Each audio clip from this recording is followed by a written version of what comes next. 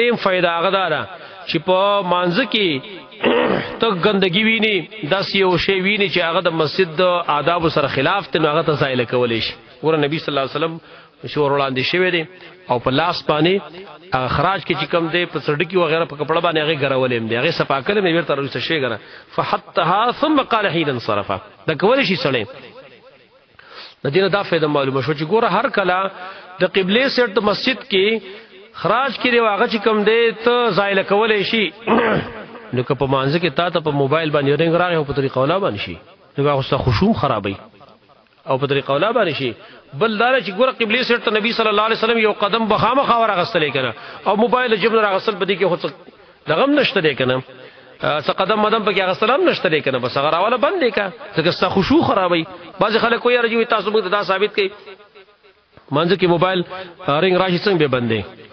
ودا خلا موبایل معمولی خبره ده حدیث ترمذی کې راغلی دی نبی صلی الله علیه وسلم فرمایي دی اقتل الاسودین فی الصلاه الحي والاقرب تاسو دو تور شینا په مانځ کې وجنی چې هغه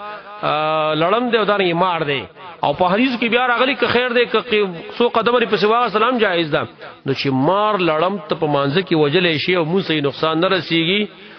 حالای چې مار لړم په قدم مدام غسلی څه شی بخامه خاراري صدرز بکیږي نه گزار بکیږي نه نو چې هغه وجلې شي نو لہذا موبایل خو معمولی خبره ده ما موبایل خو صرف جب تلاش کوي شی بند بس ختم